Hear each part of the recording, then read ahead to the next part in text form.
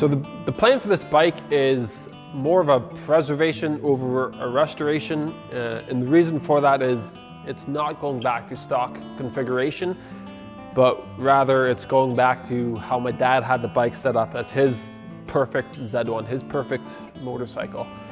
And that's for two reasons. One, that's what my dad was doing at the time that he passed away, and two, it's his bike. It'll always be considered his bike. So as far as I'm concerned, we're gonna finish the bike for him how he wanted it and how he had it and how he wanted it.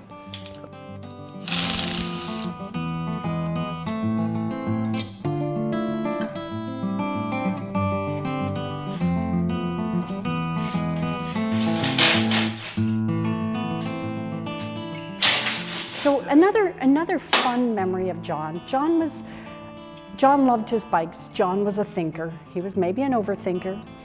He was a good rider. Sometimes he was a great rider. Sometimes he wasn't the best rider. He kind of waffled between. But there's a memory I have of John that I just can't get out of my head. It was one day, he and a bunch of his friends, he used to call it me Pete to me darn and gourd. That's how he would always say where he was going. A couple of the guys were going out west, and they were gonna, I don't know why, but they were putting one or two bikes in the back of this van they'd all bought together, and they're gonna take this van out to the west coast and then ride out west coast. Somebody had relatives, family, who knows, but that's what they were gonna do. So John was getting ready for the trip. So the van is parked in the driveway at Grandma and Grandpa's on that side little parking spot, and we're sitting under the shade trees in our, lawn chairs watching John get ready. And he measured the opening of the van. He measured the bike. He rolled the bike up the ramp, measured it. Yep, everything's gonna fit, it's gonna be perfect. Then he sat on the bike, fired it up, and drove it into the van, and the bike kept going, but he didn't, because he forgot to account for the height of himself. So the bike fit, but he didn't, so he went flying backwards. And we're all just sitting there watching him going, oh my gosh, I can't believe what I just saw. And that picture is still in my head. John flying back, the bike going straight through to the front of the van. And he overthought it and just kind of missed the key point. So that was another fun memory of John. He was one of a kind.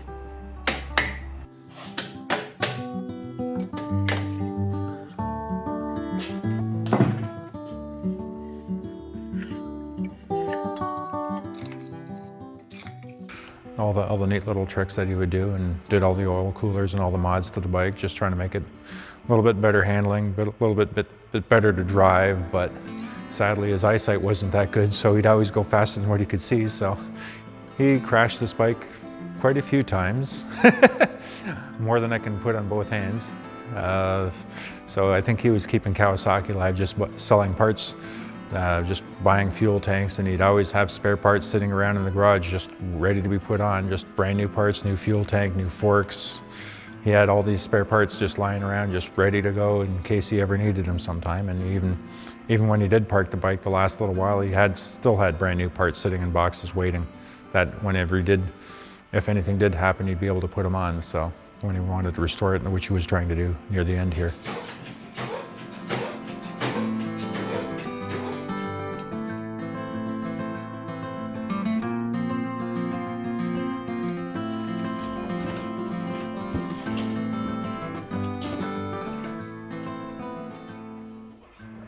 So on his motorcycle, I only saw the last incarnation of the bike, and that would have been maybe the third, maybe the fourth frame. Because apparently earlier in his days, youth got the best of him, and there was times where the frame was bent, more than a few times, I guess. So I thought the only original thing about the motorcycle was the cases and maybe the heads. I'm not too sure about those.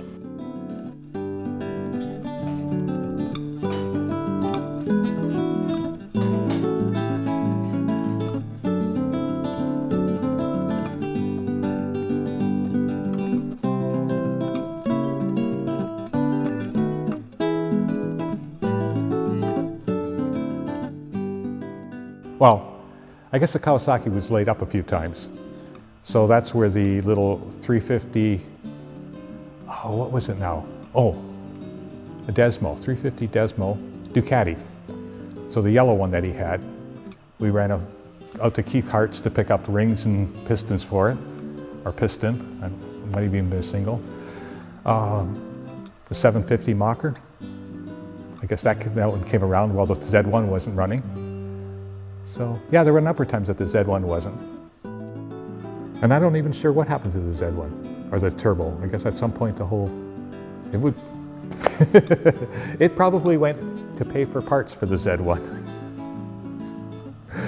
No, because like we said, there was the Ducati and Mocker, and always something to take its place while it was being laid up, while it was laid up for repairs.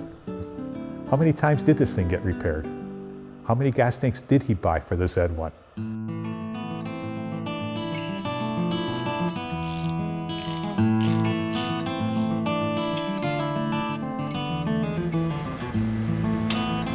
Roller bearings! Yay! Someone was ahead of their time.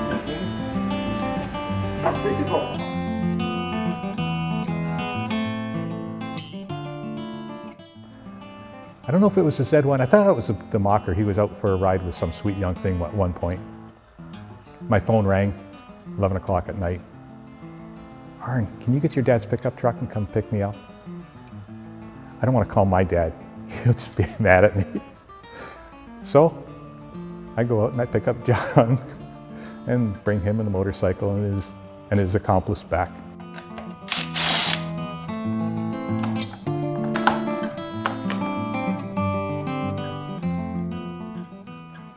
But no, I remember one time he'd been in repairs for a while, and he was putting it together, and it was at the shop, and he had it done. Like if it was me, I would have got on and ridden it, but not him.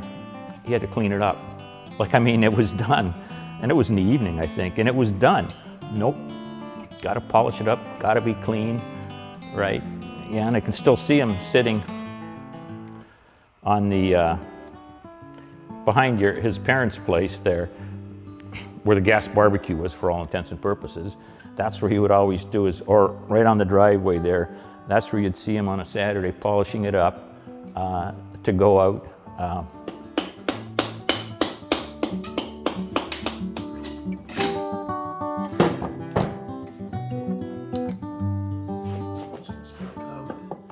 When John used to always be working out in the shop, working on the motorcycle, polishing it, cleaning it all the time, and just making this thing spit shine all the time. Like the thing, it looked like the bike was brand new, even though it was 10, 12 years old. But in the first little while that he had made it, or had got the bike, he had all nice polished, cleaned. It was sitting in the shop, and I was out there.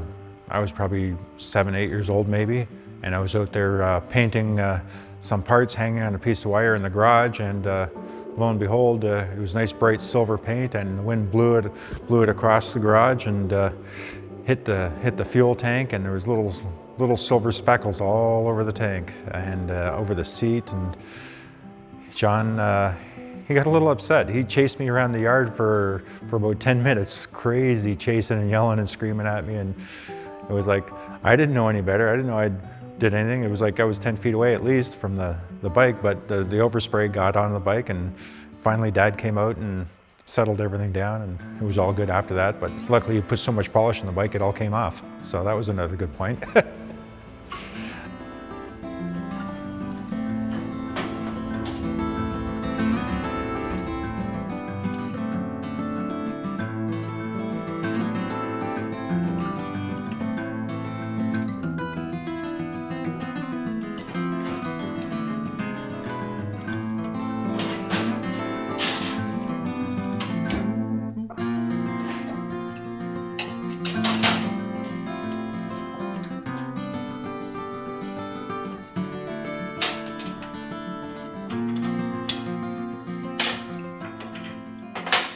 You could almost put a whole bike together with all the broken parts that he had. Oh yeah. It was pretty funny. I found a sheet that he filled out and has every single accident, when and where, damage to himself, damage to the bike, and damage to any property. Yeah, that was John. He had notes for everything. He had everything cataloged, somewhat organized, and just laid it all down properly. So.